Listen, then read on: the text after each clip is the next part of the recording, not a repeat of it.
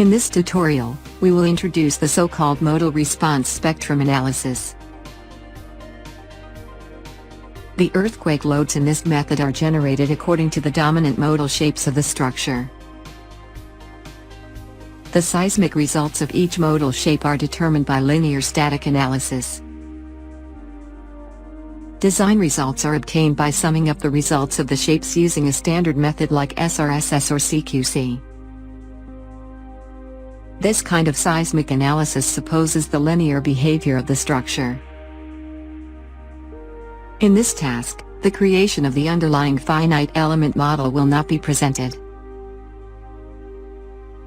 The model can be built up quickly applying the knowledge of the previous examples. So let's take a look at the seismic input data of this model.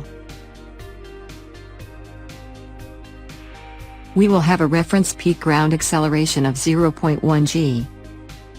We will have a type 1 response spectrum. And the site has soil class C. The behavior factor is taken as 1.5.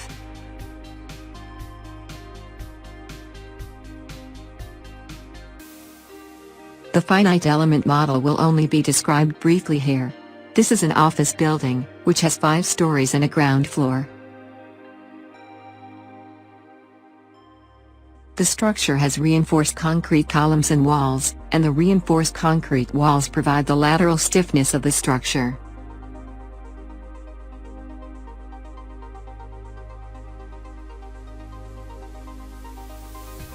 It has a steel structure at the top, which is laterally braced, thus having the lateral stiffness.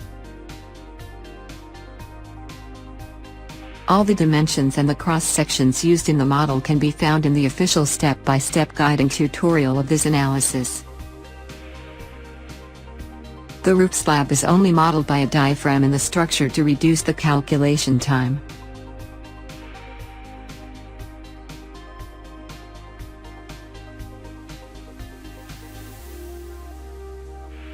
We have predefined support stiffnesses, which is already in the model.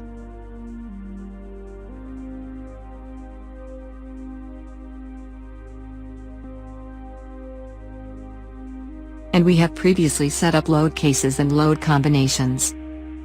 Here are these settings. We do not deal with the wind and the snow loads, because they have 0 value when simultaneous with the seismic action. We do not have previously defined load combinations, because all the load combinations will be combined and generated automatically by the software. One seismic load combination can be found here.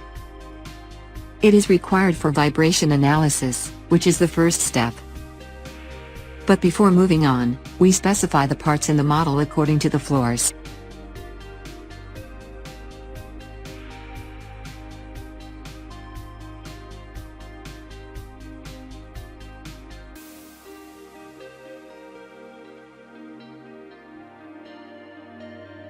For that, we have to specify the floor levels.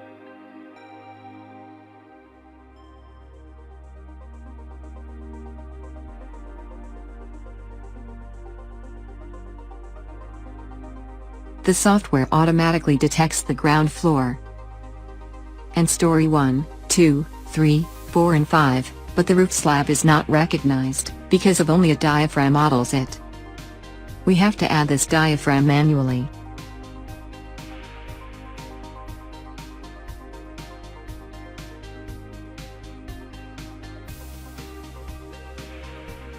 Now the top level is entered as well.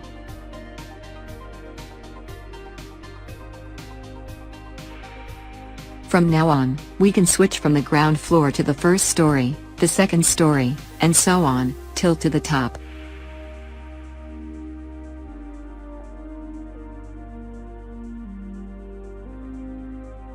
Take a look at the vibration load combination, which is previously set up in this tutorial.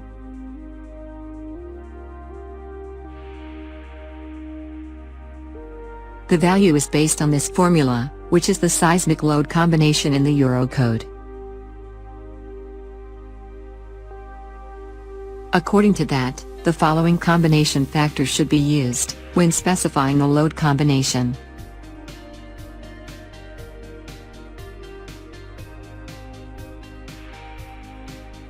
We apply all these numbers one by one manually in this load combination editor. This is required so that the software has proper masses which are required for the vibration analysis.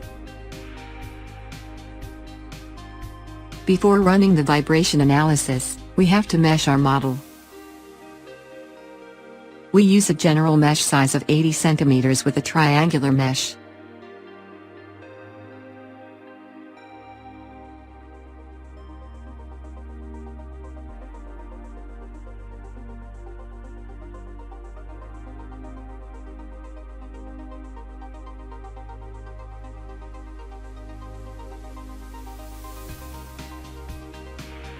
To take into consideration the effect of cracking, the Eurocode recommends using stiffness reduction. The recommended stiffness reduction is 50%. It can be set up using Settings and Stiffness Reduction option. We set up the stiffness reduction in the following way.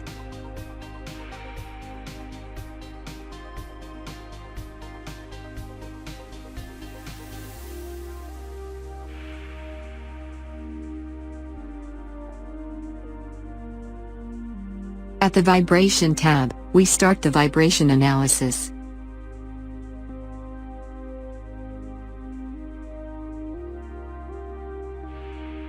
First, we have to check out which load case or load combination should be used for seismic vibration analysis. Our predefined load combination is used. We will do a first-order vibration analysis, not second order. And as we do not have masses in the model, the loads will be converted to masses automatically by the software, so this option is just okay. The number of the mode shapes will be 20, which shall be sufficient. We will have x-directional mass components and y-directional, but we will not consider the z-directional mass components since it is not mandatory in the Eurocode. But you need to check your country's regulation. The maximum number of iterations can be increased if no convergence is reached.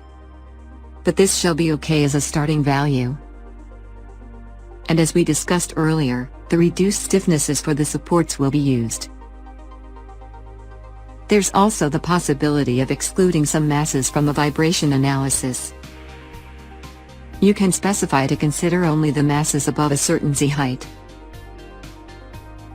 or above a certain story. We can start the analysis now.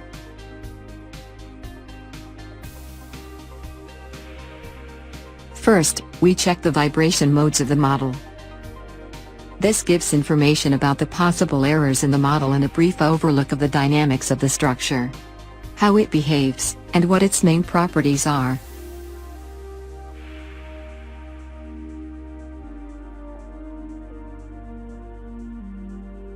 All the vibration displacements are scaled to 10 to make them visible. The first shape belongs to the y-directional vibration, and the second shape belongs to the x-directional vibration.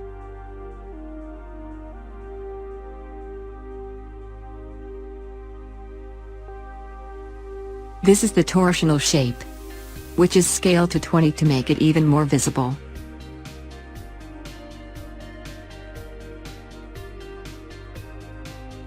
This fourth mode belongs mainly to the steel roof.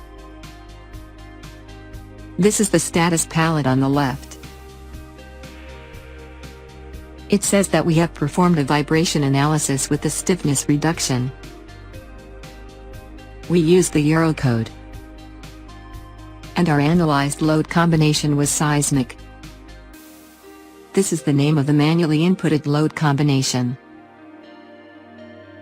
Now we are viewing the fourth mode out of 20.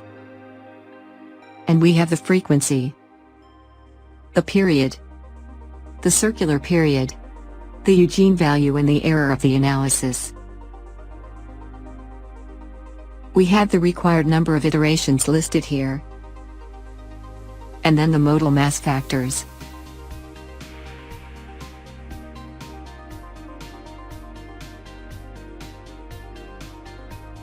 According to the Eurocode, modal mass factor shall be above 90% and all vibration modes that have a modal mass factor more than 5% shall be taken into consideration in the seismic analysis.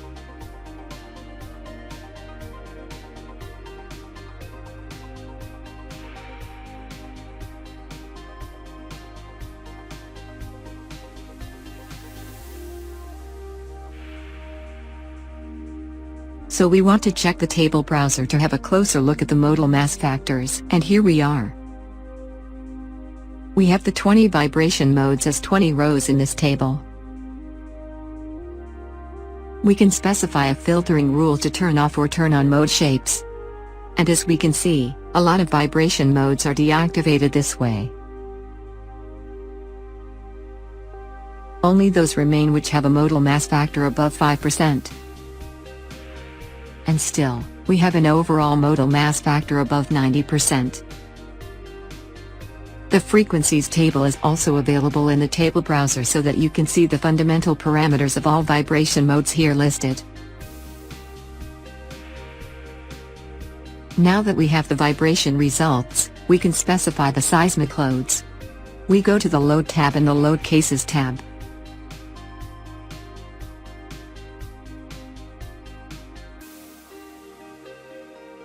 And we add the seismic load this way.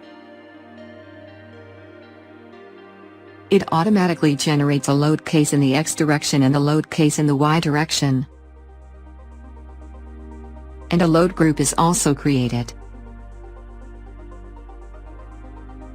We click OK. And then we come to the input parameters of the seismic load here.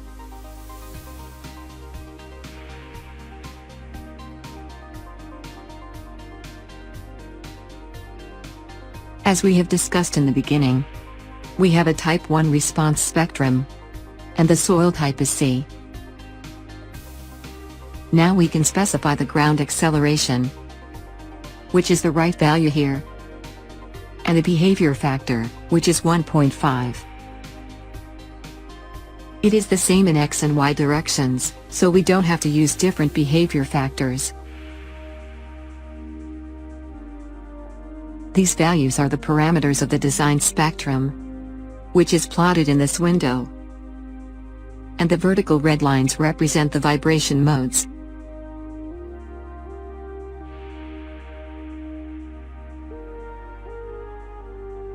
The vertical spectrum is not used in this analysis, so this is inactive at the moment. The torsional effect can be considered. We have to tick here to apply it. The default value of the eccentricity is 5%, which is the right value. So it can be left here. We have the predefined stories here. And any new levels can be added or deleted upon your wish. And finally, the combination methods can be set. Here you can define if you want to use the square root of the sum of squares, called the SRSS, or the complete quadratic combination, the CQC method. Let the software choose automatically which one's appropriate. The theoretical background can be found in the manual. This is the viscous damping, which has a default value, no need to change it. We can click OK.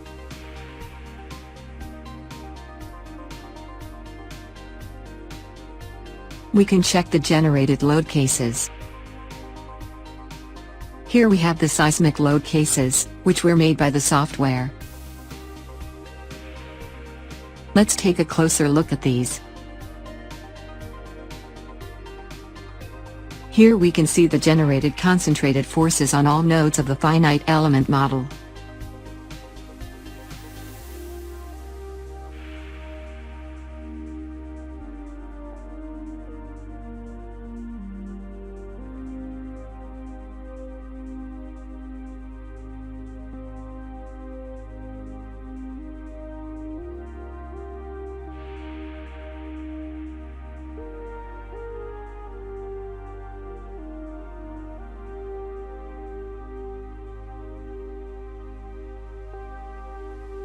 These 4 cases belong to the first vibration shape.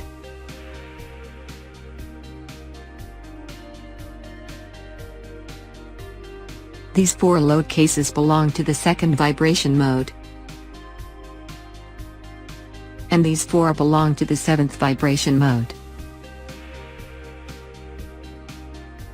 As we can see, 4 load cases are generated for all vibration modes.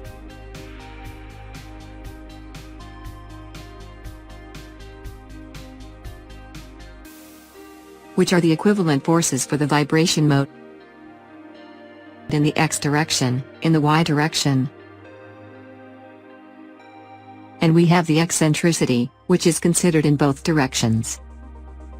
That's why we have 4 load cases generated for all vibration modes.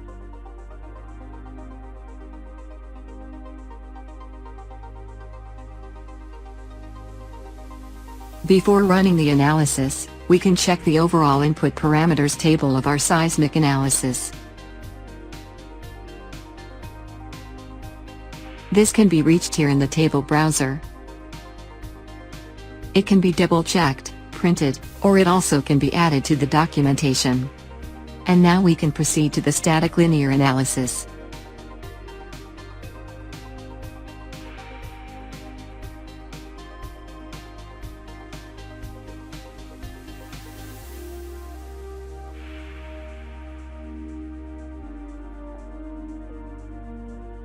Here we have a notification message about the validity of the results.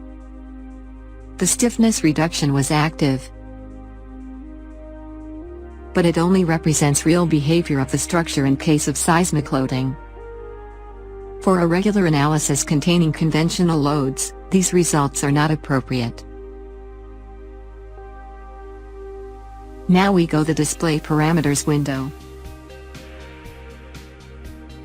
And we check how the critical results shall be displayed.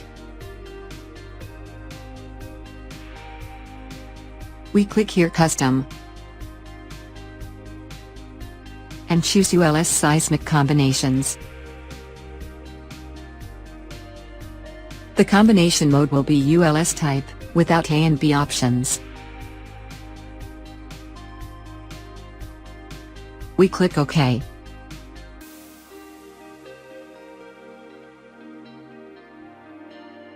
And we see that the results appeared as the ULS seismic critical minimum. Also, the critical maximum results are available, or both. These contain the critical results either for column internal forces, or walls, slabs, everything. Before checking the results, we can check the table browser. And at the bottom of the list we see seismic sensitivity of stories.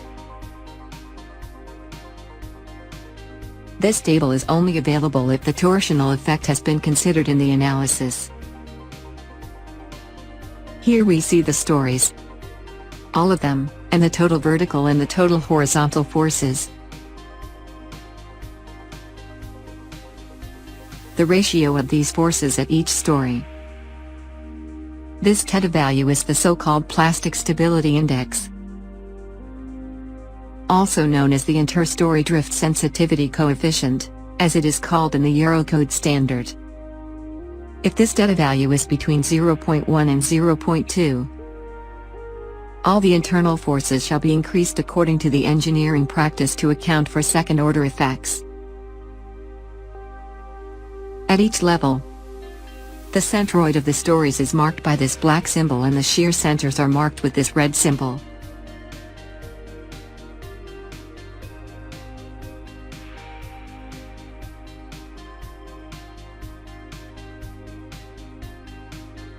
Having these results, we can visualize them just like in any other analysis. We will not go through this, we only visualize one result component: the bending moment of the columns. We pick one column at the floor level.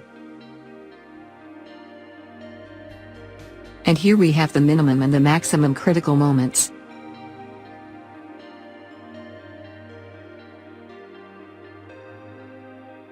With AXISVM software there is no limit you can make.